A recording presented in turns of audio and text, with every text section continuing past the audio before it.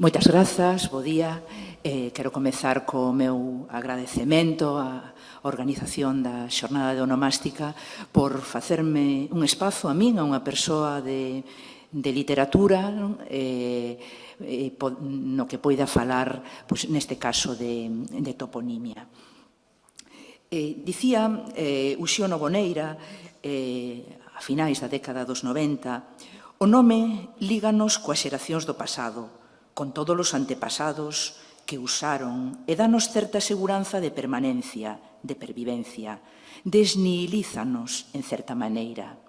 E Chus Pato, en Charenton, no ano 2004, escribía os seguintes versos: Un corazón soña como as árbores soñan en Bagdad, Vietnam, nas enmoquetadas serras afganas, nas costas de Galicia, en Hiroshima. Coñecida é a estreita vinculación existente entre a escritura poética e os nomes de lugar. Numerosos os casos nos que a identificación entre voces e nomes converteu a toponimia en lugar literario. O Mar de Vigo, en Martín Codax, Iria, ou Iria Flavia, ou Padrón, en Rosalía de Castro, os topónimos bergantiñás en Pondal, o Caurel en Noboneira, Fisteus en Lupe Gómez, por mencionar tan só algúns exemplos. As conexións entre a escritura poética e a toponimia foron salientadas en varias ocasións por Anxo Angueira, quen estudou, ademais, a utilización de topónimos en autores como Sarmiento, o mencionado Noboneira, Ferrín, reparando na súa función de estratexias de apropiación e resistencia. Iris Cochón chamou tamén a atención sobre como, cito, la toponimia, por su libérrima y misteriosa arbitrariedad, por su transparencia u oscuridad etimológica y por hallarse fuera del caudal común de la lengua, posee una faceta enigmática de la que la tradición textual ha extraído intenso provecho, apoyándose, isto é importante, en el ritmo de sus capacidades sonoras. A representación dos nomes de lugar resulta especialmente evidente tanto nas composicións vinculadas á biografía e aos espazos vitais de quen as escribe, como nas que teñen como obxectivo a representación da paisaxe e que se enmarcan, no caso da literatura galega, nunha longa tradición. Neste senso, é obrigado recordar, conforme demostraron os traballos fundamentais de María López Sández, o valor identitario que lle foi conferido á paisaxe, e engado eu os nomes que a designan desde o Resurdimento. Foi precisamente esa carga a que posibilitou utilizacións políticas das paisaxe e dos seus nomes, as que non son alleas ás composicións que tratarei nesta comunicación. Se parece obvia a existencia dunha relación entre o contido das composicións e a frecuencia da representación toponímica, a poesía de temática ecolóxica revélase, como tentarei demostrar, un corpus rico para o estudo dos nomes de lugar na literatura. Á hora de definir as súas lindes, resulta operativo remitir o exercicio de reescritura levado a cabo desde posicións que se afastan da idealización e que problematizan a relación do eu ou do ser humano cun medio natural ameazado. Neste punto, fago meu o trazo diferenciador do concepto de ecopoesía empregado no limiar dunha antoloxía recente que, por outra banda, constitúe unha mostra da vitalidade destes discursos. A Different Eden, Ecopoetry for Ireland and Galicia, a crecente conciencia, cito, sobre a fragilidade dos ecosistemas que habitamos. O que estou a citar é o limiar dos editores desta antoloxía, Kate Payne, Lorna Sognesi e Martín Veiga. A análise céntrase, polo tanto, en composicións poéticas que mostran un cambio de perspectiva, e volvo citar o limiar, do ego ao eco, particularmente naquelas que abordan o motivo do espolio e a degradación medioambiental. A literatura galega conta cunha nutrida e crecente tradición de textos xurdidos no contexto de movilizacións contra agresións ao medio e catástrofes ecolóxicas ocasionadas polo ser humano en nome da industria e do progreso. Tal é o caso do ciclo de composicións que tratan o tema da construción de encoros e que se estende desde os anos 60 do pasado século até a actualidade. Un dos primeiros textos difundidos sobre este ciclo é o Romance de Castrelo de Miño, de Albino Núñez Domínguez, que circulou de maneira clandestina por Galicia e que foi publicado en Buenos Aires en 1966, segundo documentou Alonso Montero. A composición, de ton popular, considerada durante moito tempo anónima, comeza cunha enumeración de topónimos correspondentes a localidades de Castrelo de Miño ameazadas polo asolagamento.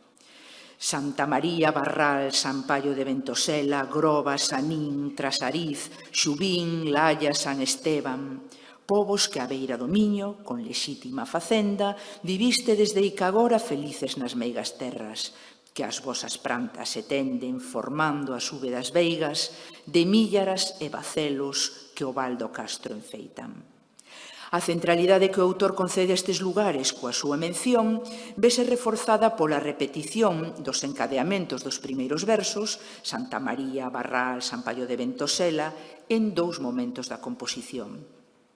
Dentro da liña argumentativa na defensa das terras de Castrelo de Miño, o romance incorpora un comentario metonomástico cohesionador da identidade ao se referir aos, cito, tempos en que o país, ourizado de fortezas, chamábanlle nos papés territorios de Castela. Outro exemplo significativo da toponimia na ecopoesía que abordou a construción de encoros atópase nunha composición moi posterior no tempo, pertencente ao libro Remitencias, do ano 2013, de Xosé Lois García. Trátase, neste caso, dunha fotografía das ruínas da aldea de Seixón, anegada pola presa de Belesar, e que emerxe debido ao descenso do nivel da auga. A semellante estampa, evocadora de paisaxes posbélicas, segue un poema que comeza cos versos: non é Guernica, nin Hiroshima, nin Nagasaki, é Seixón respirando a súa dispersión. Os exónimos mencionados no primeiro verso equiparan a aldea asolagada con espazos de destrución e con lugares que, noutro traballo, denominei escenarios do horror para nomear referentes que están a funcionar nos discursos da poesía social máis recentes como símbolos da barbarie. Guernica, Hiroshima, Nagasaki non só redimensionan a devastación de Seixón, senón que a sitúan nun contexto global á beira dos espazos destruídos pola acción do ser humano. As mencións microtoponímicas, e o sufixo é tamén aquí relevante, son frecuentes tamén nunha das últimas achegas ao tema. O tema dos encoros, refírome, o poemario Asulagadas, de Suso Díaz, aparecido en 2021. O libro evidencia xa desde o subtítulo, reproducido na portada, un claro exercicio de memoria. A memoria lemos do Val do Limia, Aceredo, Buscalque, Ovao, Reloeira. Un exercicio que se retoma na súa dedicatoria. Poemas á memoria da xente do Val do Limia, das aldeas asulagadas polo encoro de Lindoso, Aceredo, Buscalque, Ovao, a Reloeira. A reiteración da toponimia na soleira do libro complementase coa enumeración detallada nos primeiros parágrafos da nota limiar do autor das aldeas afectadas pola construción do encoro.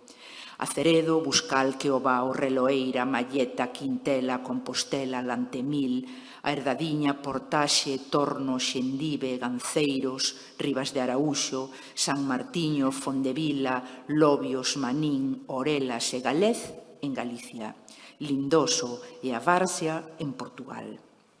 Na súa teimosa reiteración, estas adicións están a funcionar no conxunto da obra como operadores múltiples. Inventarían, deixan testemunho documental e anticipan a centralidade dos microespazos na obra. O valor de fixación e o exercicio de memoria non se limita á reconstrución da, cito, vida que noutrora tivo este val, senón que implica, conforme se explica no mencionado limiar, unhas escollas lingüísticas das que a microtoponimia constitúe tan só unha parte. Comezo, cita do Limiar, aclarando que este libro recolle, na medida en que fui capaz de recordar, as palabras que empregamos ou decemos a cotío no Val do Limia, onde o galego transita co portugués dun xeito único que pouco a pouco se vai perdendo. A enumeración evocadora volve a estar presente no subtítulo da sección Sangue do mesmo mar. Ludeiros, Quintela, Lentemil, Portaxe, Malleta, Madalena, Orelas, Lindoso, a Várzea.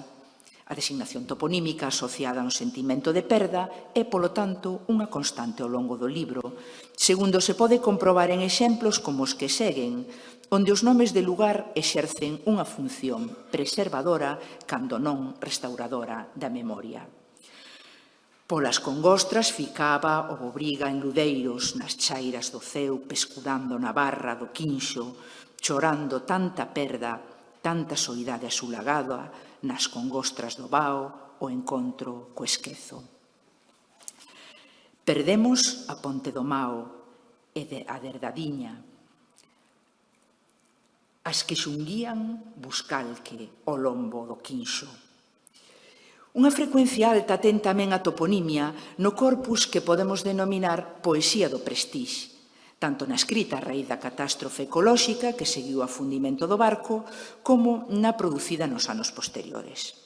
A adición de topónimos da costa galega afectada pola Marea Negra está presente en numerosas composicións que recorren a nomes de lugar con valores asociados á documentación e tamén á resistencia. Tal acontece na composición Autocolage para un mar de Piche, de Fran Alonso, na que o propio título anticipa a técnica enumerativa.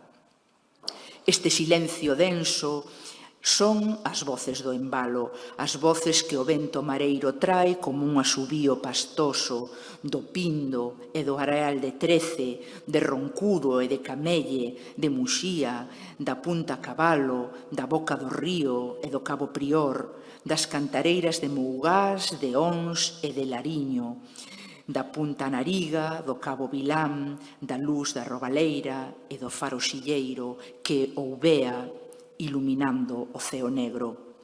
Os topónimos que fan referencia a accidentes xeográficos costeiros compoñen no poema de Alonso unha sorte de densa e pastosa ladaíña traído polo vento.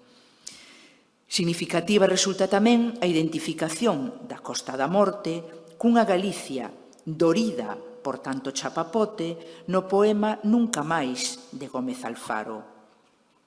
Antes había luz, música e vida en Carnota, Fisterra e Camariñas, en Muros, Corcubión, Mougás e Muxía. E hoxe toda Galicia está dorida por tanto chapapote e tantas tiñas, e mora na negrura e na agonía. En series de topónimos semellantes ás citadas, identificou Iris Cochón unha lírica reversible no relativo á ordenación dos nomes, capaz, cítoa, de expresar la trepidación, el dinamismo y la amorfia característicos del mundo contemporáneo, para lo que resulta imprescindible tomar en consideración las fuerzas caóticas que lo rigen, del capitalismo a la entropía. Astudosa recoñece, no entanto, a resistencia de algúns principios de ordenación no seo destas series que conforman pares opositivos ou outras estruturas. Acontece no corpus que estuvo a estudar na composición Os nomes e as voces, da que tomei emprestado o título da miña comunicación, escrita por Marilar Aleixandre, onde a toponimia é empregada cunha clara función de denuncia e de resistencia. O poema comeza cunha enumeración de nomes na que, alén de explotar as componentes fónicas, presenta unha agrupación conforme ao criterio de ordenación alfabética para a construción do acrónimo Nunca máis. Nemiña, Niñóns, As Negras, Udra, Nasa, Nave, Punta Nariga, Camariñas, Carnota, Corcubión, Arnela, Aldán, Aguiño, Malpica, Area Maior, Arneliña, Insua, Sardiñeiro, Sisargas, Silleiro. A esta relación segue toda unha reflexión sobre o valor da toponimia como estrategia de resistencia que alude á represión e á impostura. Se cala a miña voz ou se enmudezo, se tapian as fontes do grito cun entullo de imposturas, seguirán falando os nomes a voces. As voces dos nomes recoñéceselles a capacidade de transcender en enmudecemento da voz que enuncia o poema e de sergueren nun berro de protesta. Este discurso é representado mediante unha nova e heteroxénea serie de topónimos que ven reforzada a súa asociación á idea de resistencia mediante a literación creada coa reiteración de fonemas consonánticos, palatais e vibrantes. Berrarán desde o mapa, desde o vao, novelle, uña de ferro, neda, carballiña, adraño, mallas, ameixenda, igrexa, sembra. Tomarán prestados serras, ríos, regos, nemancos, ulla, narón, cuño, amarela, morpeguite, arneliña, irixoa, sete igrexas. Outro ciclo na escritura ecopoética que evidencia o emprego reivindicativo da microtoponimia é o conformado por textos que teñen como tema as explotacións mineiras. O caso máis salientável até o momento é o derivado das mobilizacións contra a extracción de ouro de Corcoesto, que deu lugar a unha publicación colectiva, Versus Cianuro, poemas contra a mina de ouro de Corcoesto, de 2013.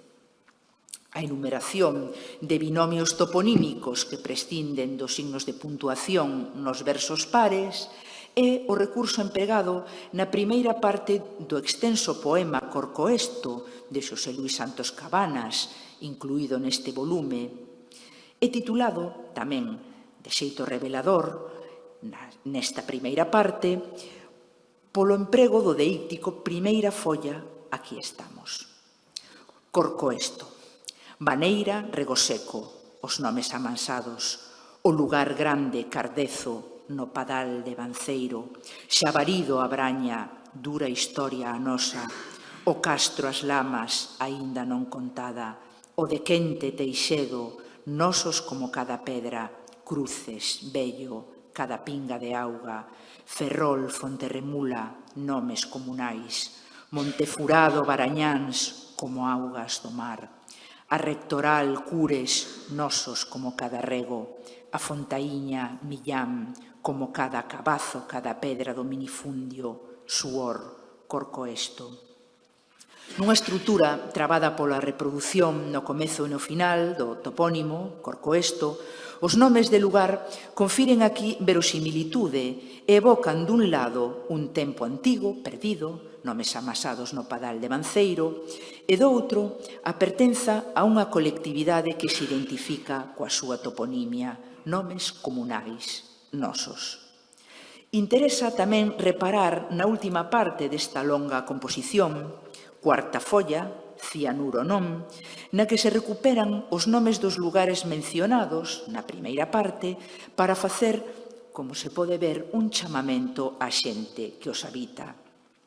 Xentes de Baneira, de Rego Seco, do lugar grande, de Quente, máis da Braña, sintetizo, porque hoxe toca defender sen dó os teus nomes comunais, nosos como cada pedra, como cada pinga de auga, o sabor de cada leira, o aroma dos regatos, as pedras dos cabazos, o monte, as augas do común, como as augas do mar, mariñeiro. Aínda dentro das composicións dedicadas ao espolio ocasionado polas explotacións mineiras, cabe citar, aínda que só sexa pola singularidade do seu contradiscurso, o poema Comunicado de última hora, 3 sonetos estrambóticos máis un estrambote de Elvira Ribeiro Tobío. O poema comeza. A comisión de toponimia deste poema ven de reunirse con carácter excepcional para reclamar a aprobación por parte dos mandatarios do réxime en vigor dun cambio de nomenclátor do Concello de Cabana de Bergantiños. A mentada solicitude prodúcese ante inminente posta en funcionamento dunha mina a ceo aberto, irmá no ouro e na pezoña doutras terras colonizadas. A autora opta nesta ocasión por un rexistro paródico. que non resulta, por outro lado, alleo á ecopoesía, e mediante o cal alude a decisións relativas a esa designación dos lugares tomada pola Comisión Toponímica do Poema, que se reúne para aprobar ese cambio de nomenclator no Concello de Cabana de Bergantiños. A composición distorsiona o pseudodiscurso metaonomástico e filolóxico en xeral ao se referir á suposta orixe da forma corcoesto, cito o texto proxectado, referente a vetusteces dos disqueceltas, ou cando se refire ás expertas en materia lingüística e paralingüística, lexicógrafas, semiasólogas ou especialistas de recoñecido prestixio en asuntos de macro e microtoponimia, hidronimia e demais toponimia miúda pertencentes á arriba citada comisión. O proceso de carnavalización ten a súa continuidade no referendo no que se pretende a escolla do novo topónimo entre varias formas creadas a partir do esquema vocálico do orixinal, corcoesto, mediante unha deformación paródica que incorpora significados de contaminación, morte, incomodo, as distintas opcións. Lodo mesto, porco resto, foxo infesto, morto apesto, son molesto, ou a proposta que quen lea ou escoite quixese facer. O proceso o que Elvira Ribeiro somete ao topónimo central corcoesto garda relación con numerosas estrategias deformantes incorporadas á ecopoesía, como as empregadas no poema Cigalia, país do chapapote, de Alfonso Álvarez Cáccamo, por citar tan só un dos exemplos. Deixo para o final unha reflexión sobre como a ecopoesía atendeu tamén o deterioro da lingua en relación co medio natural e puxo foco na perda do patrimonio toponímico. Neste senso, resulta relevante a centralidade concedida á toponimia miúda, retomando as palabras de Elvira Ribeiro, ou a microtoponimia, termo elixido por Marilar Aleixandre para titular un poema do seu libro Desmentindo a Primavera. O texto, que non vou ler porque vou xa proxectalo e por axustarme ao tempo, combina a enumeración de microtopónimos coa interrogación a respecto da súa pervivencia ante o deterioro e a perda do idioma, a seca da lingua que vos levou debaixo. A composición identifica a realidade a que fan referencia estes indescifrables nomes do pequeno, nunca escritos, un prado, unha cova, unha agra, uns pelouros. O discurso sobre a perda exprésase mediante preguntas que fan referencia á diminución de falantes. Quen vos invocará agora? Quen dirá regofoxo, seis ferrados? E a desmemoria? Por canto tempo aínda ficaredes prendidas na memoria? Resulta curioso reparar tamén en como, no final da composición, a voz poética deixa constancia do significado denotativo dunha boa parte desa microtoponimia, Prado de Iroas, Gumi, Beirán, o Mexerico, e bosquexa un discurso metaonomástico sobre cuestións como a orixe, a transparencia e a capacidade de designación dos nomes de lugar. Regomar, Carballeses, Sete Grixas. Quen lembrará que serían sete igrexas? Quedarán Carballo nos carballeses? Soprará o nordés pola Porta Ventosa? A estas cuestións ecotoponímicas volveu Marilar Aleixandre no seu discurso de entrada na Real Academia Galega, cuxo título resulta indicativo do interese polos nomes. Voces termando da paisaxe galega. Significativo resulta tamén o contexto do comentario que vou ler a seguir, que non é outro que a crítica que ela fai nun determinado momento do seu discurso á destrución da paisaxe polas explotacións mineiras. Os leitos dos ríos, onde noutrora chimpaban troitas e rás, e reboaban picapeixes foron ocupados polas canteiras e a auga desviada a tubos de formigón.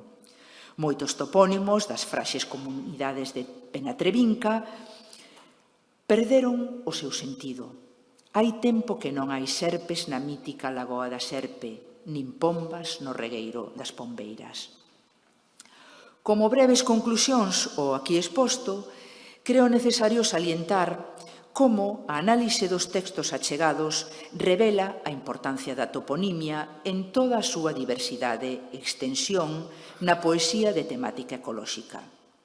A súa presenza resulta máis notoria naqueles textos escritos como reacción á degradación e o espolio ocasionados por accións concretas, como a construción de encoros, as explotacións mineiras ou catástrofes medioambientais. Os nomes de lugares e de accidentes xeográficos exercen unha función primaria de documentación dos feitos que permiten ancorar o discurso nunhas coordenadas e reforzar a verosimilitude do seu contido. Mais alá do exercicio de visibilidade e realismo, estas fórmulas evocan a miúdo un tempo e tamén un espazo perdidos. Semellantes valores engadidos converten a toponimia mencionada na escritura ecopoética en estratexias de resistencia e ferramentas de denuncia. Os textos analizados mostran tamén como a ecopoesía acolle un importante caudal de microtoponimia cuxa presenza realza a semántica da identidade e a pertenza, ao tempo que pon en práctica unha sorte de ecoloxía lingüística ou, tal vez, máis propiamente de ecotoponimia. Grazas.